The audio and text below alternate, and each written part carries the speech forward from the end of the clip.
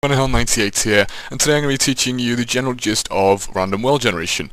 So first things first, I have actually bothered to set these, because we are going to be generating these blocks randomly in a hypothetical world. So, let's go back to our game screen. We're going to set up a random object, random rand.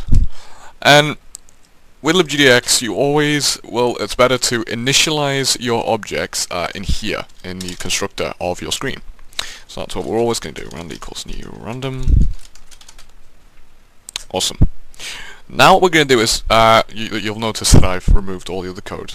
So what we're going to do now is we're going to do a for loop in I equals O. So we're going to start this from the complete left of the screen until we get to the end of the screen, which is 1920, because our camera ends there. And each time we are going to increase the value of I by 16. Why? Because each texture is 16 by 16, so we want to progress 16 by 16, 16. Hopefully you understand that. So that's for left to right. We're going to do the same for up to down. Rename this to J. You can name these whatever you like, but this is just how people do it. And we're going to 1080 because that's the height of our camera. And we're going to stick to 16.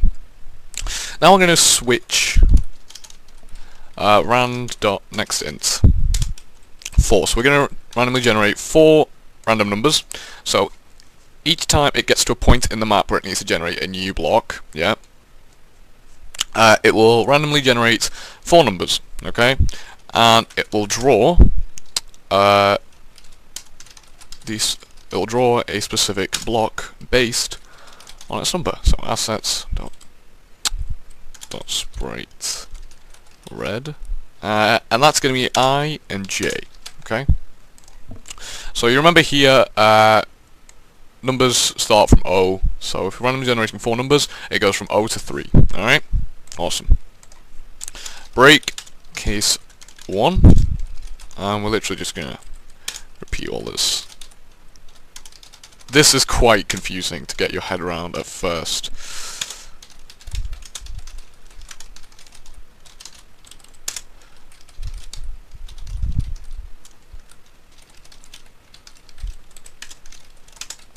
It really doesn't matter what colour blocks you put where. You could put the green one first if you wanted to.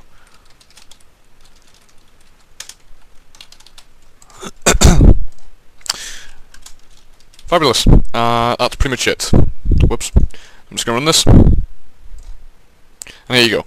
It is randomly generating, but why does it keep doing it? Now remember in LibGDX, it is a constant loop, so it'll keep going through these. If you want to stop that, there's a kind of a way. So gdx.graphics.set continuous rendering false.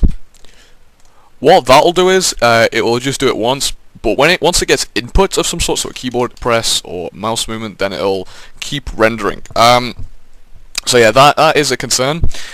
So yeah, I'd like to stress that this is possibly the worst way to do random generation. It's not more of where I put things that you should be concerned about, it's more this that you should be focused on. This is how people randomly generate stuff, okay?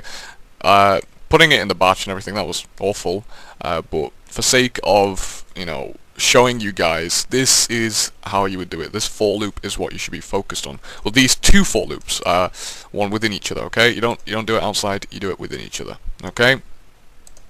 Hopefully you guys did understand the tutorial. If not, you can get by.